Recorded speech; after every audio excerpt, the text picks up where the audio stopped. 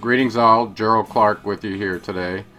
I'd like to announce our next upcoming conference, the Anunnaki Dominions of Mexico, which I'll kind of highlight in this video today so that you get an idea of what we're going to talk about.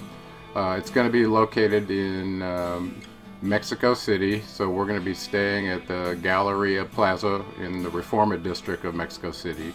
This is kind of the tourist area of the city for those that have been there. The conference will be held from May 21st through the 23rd, 2016. The early bird price is $540 and full price at the door is $610 with a couple's discount. There'll be one full day of lecture for the first day, and then two tour days where we'll start out at the Anthropology Museum in Mexico City, which is very close to where our hotel will be.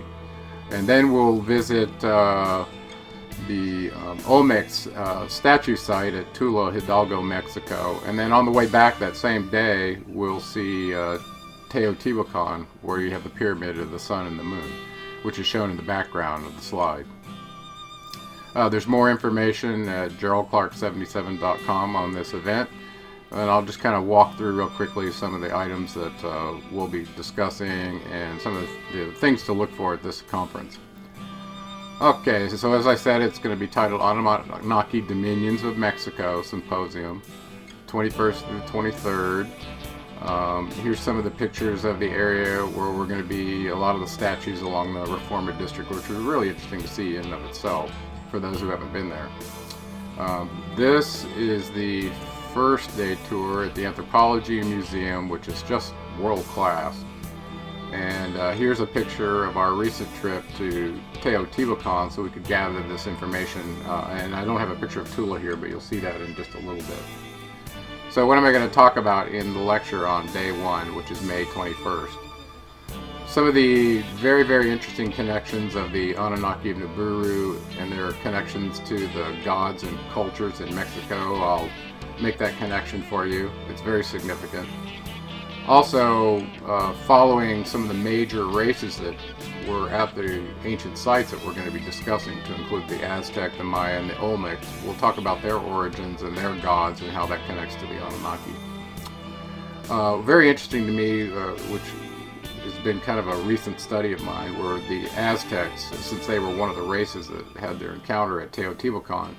They were one of 7 races that came from Atzlan. So we're going to discuss that, the potential location of Atzlan, and some of the implications of the brothers that were part of those races that showed up as the gods to the Aztec and the Maya.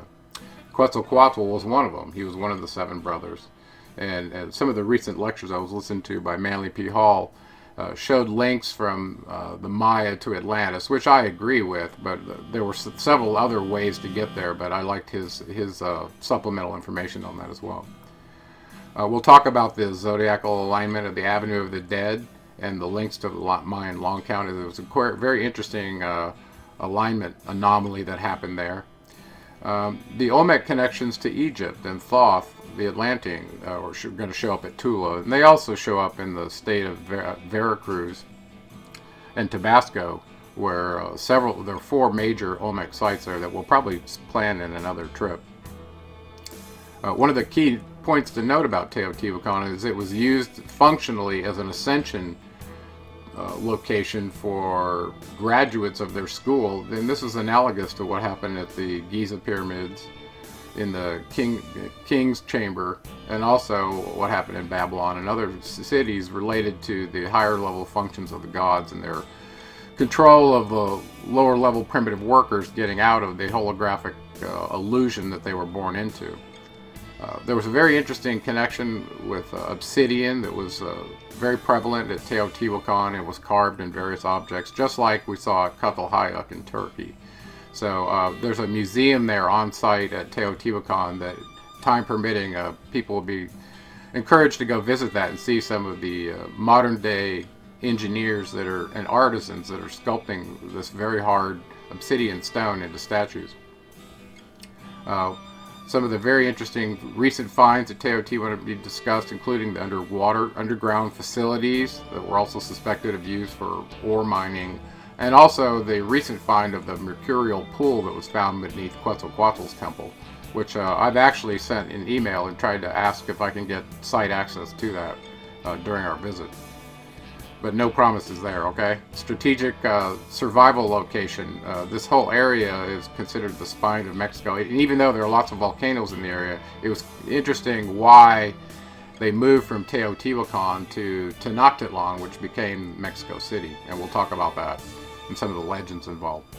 And some of the key, and some of the symbology, which is quite interesting. And some of the key topics from my Anunnaki of Nibiru and my seventh planet, with kind of an ascension focus, will be presented here as well, including a little more discussion of the holographic state of reality, and also the research I've been doing into light encoding of the reality matrix. So we'll talk about quite a lot of interesting topics to this. So we're going to dedicate a whole day to do this lecture with plenty of time for workshop question and answers and things like that.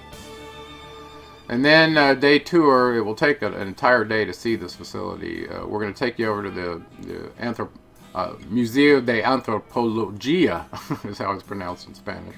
And we'll do from 9 a.m. until, you get a full day access, but you can stay as long as you want. And we're not going to herd you like chickens, but there's a lot to see here.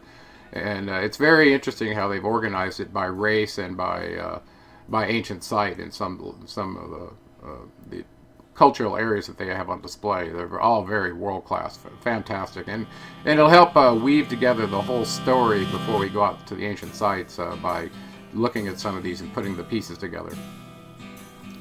So yeah, here's a couple of shots of some of the statues that you'll see inside the museum. I think they're pretty impressive. Some made out of stone, some made out of metal even. There's the famous Aztec sunstone, which for those of you that are interested, there's a museum gift shop that has lots of books and things for decoding this if you want to have it for yourself. Definitely want to have your picture taken with the thing. Here's a horizontal stone that was quite impressive. You can see the size of it relative to people walking around. One of the very, very interesting finds, and it's on display here. I'm not sure what page it was open to at the point this picture was taken, but one of the Mayan codices that was salvaged is on display here at the museum. And we talk about this in the origins of the city of Atzlan, where these seven tribes came from, which is discussed in this codice. Here's another very impressive statue on display. Some of the Olmec statues from Tula are on display here, but you're also going to see them firsthand, up close and personal on the tour.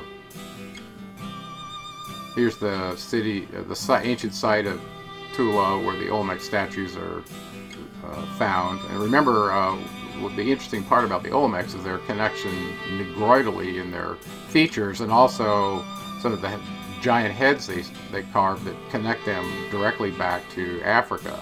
Well, we know Thoth came over from Egypt, Africa, his father's domain, circa 3113 BCE, which was the beginning of the Mayan long calendar. So their connection as stoneworkers that probably came from Africa will make a lot of sense when you start putting these pieces together. Here's a little bit closer picture of some of those statues. An amazing detail in the stonework that was done there. So you'll get a chance to get pictures next to those and see how large they really are when you're up close and personal. And then, as you can see in this picture, the Pyramid of the Sun, the Avenue of the Dead, and way down on this end is where Quetzalcoatal's pyramid is. So we're going to give you a chance to not only climb this and the Pyramid of the Moon, which is on the other end, but also go to Quetzalcoatal's pyramid. Here's another shot of the side. You can see the slopes. By the way, I did a new calculation of the slopes based on just using simple geometry to come up with the angle, and compared it with a couple of them that I had come up with in the video that seemed to be in contradiction. So I'll resolve that for you on site if you want. Here's a picture of some of the stone edifices and the sculptures on the Quetzalcoatl's pyramid. You can see the winged serpent, and also you can see the rain god picture here, and then the watery images back behind. So it's very, very interesting symbology of what's going on in this structure. So we'll talk about that.